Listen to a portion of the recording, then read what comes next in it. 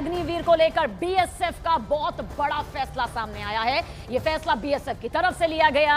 अग्निवीरों को बीएसएफ में 10% आरक्षण यहां पर मिलेगा। 10% आरक्षण मिलेगा। बीएसएफ का यह बहुत बड़ा फैसला सामने आया है। 4 साल इन्होंने मशक्क़त की नौकरी की है, एक्सपीरियंस हासिल किया है, कड़े अनुशासन में रहे हैं, तो बीएसएफ के लिए एकदम अनुरूप हैं ये। तो एक तरह से हमको तैयार सोल्जर मिल रहे हैं जिनको हम बहुत शॉर्ट ट्रेनिंग करके जो इनको लोकल कैप्सूल्स इनको देने हैं, वो देने के बाद हम इनको तुरंत सीमा पे तैनात करेंगे।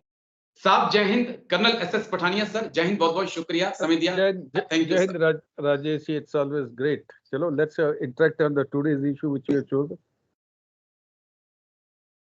Thank you sir, thank you.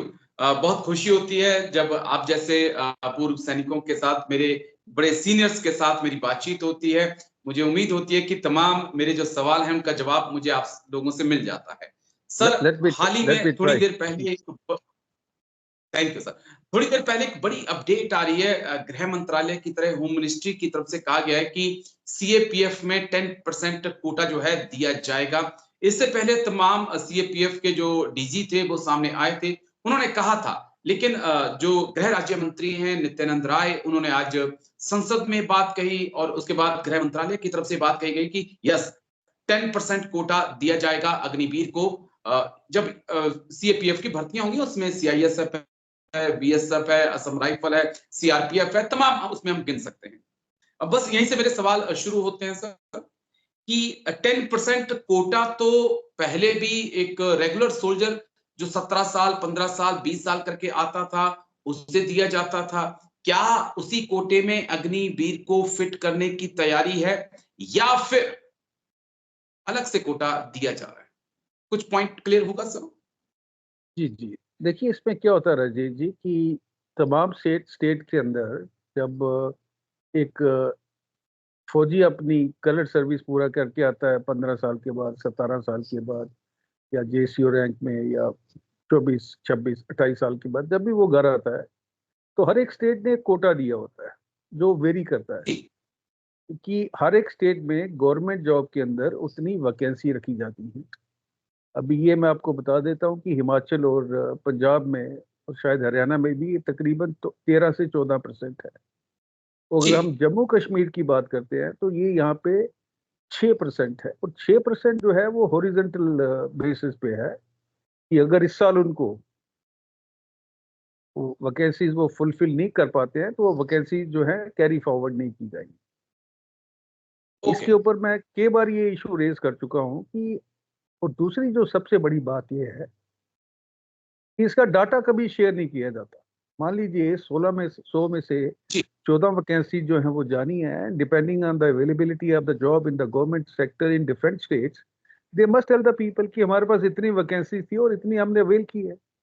तो transparency is also lacking in that. अभी कमिंग टू योर क्वेश्चन, अगर आप ये सोच रहे हैं कि अग्निवीर और जो नॉर्मल सोल्जर जब रिटायर होता है तो क्या ये उसी का हिस्सा है, ये होना नहीं चाहिए और शायद होगा भी नहीं, बिकॉज ये स्कीम जो है सिर्फ अग्निवीर के लिए की गई है। और जहां तक हमारी सेंट्रल आर्म पुलिस फोर्सेस का सवाल है, उसके अंदर जब एक सोल्जर रिटायर होकर चला जाता है तो उसको वो नहीं लेते हैं।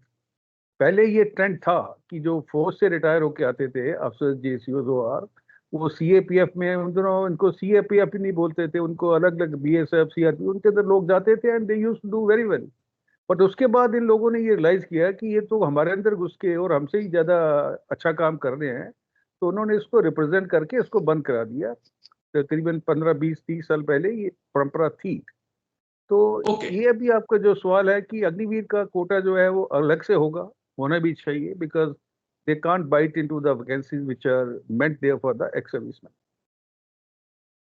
लेकिन एक पॉइंट अब यहाँ पे आ जाएगा कि लगभग 60-70 मैक्सिमम 50 से 60 हजार सीएपीएफ की, मैं बहुत बड़ी बात कह रहा हूँ कि 50 से 60 हजार अगर भर्तियां सीएपीएफ की हर साल होती हैं, उसमें से 10% कोटा अग्निवीरों को दिया जाएगा। और अग्निवीर हमारे पास 2025-26 से लगभग हर साल 30,000 रिटायर होकर आ जाएंगे। क्या वाकई में सभी अग्निवीर उसमें समाहित हो जाएंगे? लगता है देखिए आपको? राजेश जी, अभी अगर हम बात करें सीएपीएफ की, जिसके अंदर असम राइफल भी शामिल है, अभी जो लेटेस्ट जी उन्होंने डाटा रिलीज किया है, इनकी जो स्ट्रेंथ है वो तकरीबन 10,50,000 है। और इनका जो रिक्रूटमेंट पैटर्न है, अभी उनके पास जो वैकेंसी एग्जिस्ट कर रही हैं, दे आर अराउंड 83,000। और मैं जी पढ़ रहा था कहीं कि पिछले साल इन्होंने सीएपीएफ ने तकरीबन 67,000 जो वैकेंसीज हैं वो फुलफिल की हैं। आप ये मान के चलिए कि ये फिगर अगर 7,000 भी है, तो उसका मतलब है कि 7,000 में अगर वो सारा 10 का 10% जो है अग्निवीर को एब्जॉर्ब कर लेते हैं, तो उसकी स्ट्रेंथ होगी 7,000। और उसके जी बाद एनुअल बेसिस पे आप देखिए, इस समय जो एडजुटेंट जनरल साहब ने उन्होंने ये बोला है कि अभी तक 70,000 अग्निवीर जो है वो फौज में आ चुके हैं, और अगले कुछ महीनों में ये नंबर 1 लाख तक पहुंच जाएगा। हम ये मान के चलते हैं कि 50,000 के करीब जो है हर साल वहां पे आएंगे, और उतने ही जब आएंगे तो फिर वो 4 साल के बाद वो वापस जाएंगे 25% को छोड़ के। तो जी 50,000 का 10% कितना बनता है? तकरीबन 12,000। मतलब 12,000 अगर उसके अंदर आ भी गए, जी तो बाकी जो बचे हैं वो कहाँ जाएंगे? तो ये एक पॉइंट बहुत बड़ी समस्या है। और बेसिकली अगर हम ये सोचें कि ये क्यों कर रही है गवर्नमेंट, उनका जो मेन उद्देश्य है वो ये है कि हम किसी ना किसी तरीके से पैसा बचाएं। और कहीं मैं पढ़ रहा था ये फिगर कि अगर हम पूरे पेंशनरी बेनिफिट ले लेते हैं, सैलरी ले लेते हैं 17 साल 15 साल की, तो probably government is saving around 11 crore rupees on each Agniveer. Okay sir. अभी इसके बाद एक बड़ा सवाल ये आता है कि देखिए, ये रीसेटलमेंट की चीजें हैं कि भाई इनको रीसेटल कैसे करना है 4 साल के बाद जी जब ये छोड़ के चले जाते हैं 75%। दूसरी जो समस्या, जो बड़ी समस्या है मेरी नजर में, वो है हमारी नेशनल सिक्योरिटी। जी क्योंकि इस समय जो मिलिटेंसी की घटनाएं, देखिए आर्मी सिर्फ बॉर्डर पे नहीं बैठी है, वो मिलिटेंसी के ऑपरेशन भी लड़ रही हैं यहाँ भी, उसके बाद ईस्ट में भी, उसके बाद वो जंगल टेरेन में है, डेजर्ट टेरेन में है, तो हमारा जो स्नो बाउंड एरियाज में है, तो हमारा जो रोल है बड़ा डाइवर्सिफाई है।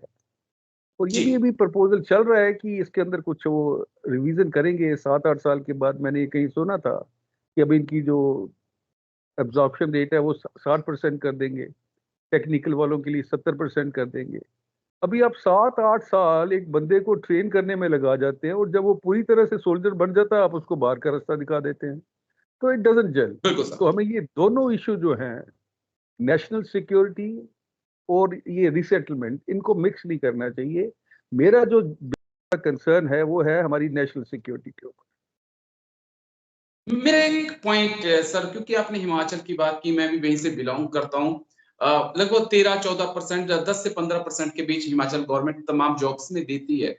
लेकिन जो मेरा पॉइंट, जो मैंने ऑब्जर्व किया अभी तक, कि जो 17 साल 20 साल लोग नौकरी करके आ रहे हैं, हम उन्हें नहीं अभी तक सेटल कर पा रहे हैं।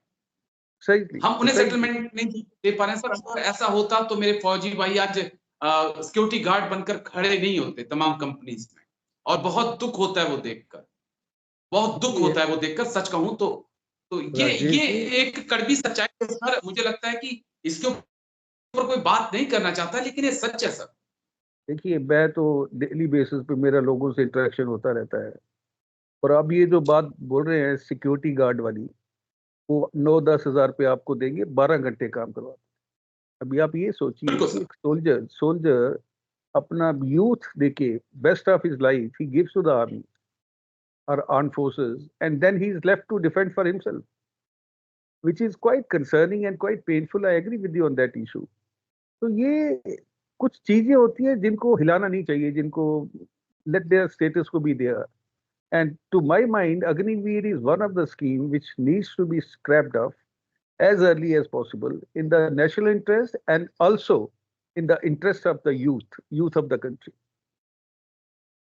और मेरा मेरा के बड़ा पॉइंट है, क्योंकि आप मेरे सीनियर हैं, मैं मुझे ये ना जाने क्यों फीलिंग आती है कि अगर आप इन बच्चों को एम्प्लॉयमेंट नहीं दे पाए, तो फिर वैगनर जैसे जो ग्रुप हैं वो बिल्कुल इनके ऊपर नजर बना के रखेंगे, क्योंकि उन्हें वेल ट्रेन्ड सोल्जर जो हैं वो मिलेंगे और अच्छी सैलरी पर मिलेंगे, और ये बच्चे भी उस तरफ जाना चाहेंगे। और इसका एग्जाम्पल हम देख चुके हैं कि किस प्रकार से इंडियन रशिया के साथ मिलकर यूक्रेन के साथ जंग लड़ रहे हैं। मैं इस पॉइंट को बस आगे बढ़ाना चाहूंगा। मेरे आखिरी सवाल है, उसका छोटा सा जवाब चाहूंगा, क्योंकि आप सैनिक समाज पार्टी भी चलाते हैं सर, को आप बहुत अच्छे से समझते हैं।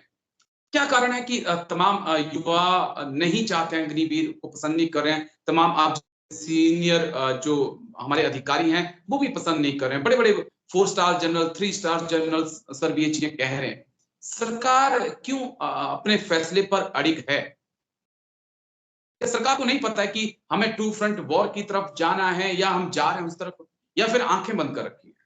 देखिए, कई बार अजय जी क्या होता है कि गवर्नमेंट के अंदर जब पावर आती है तो ईगो आ जाती है।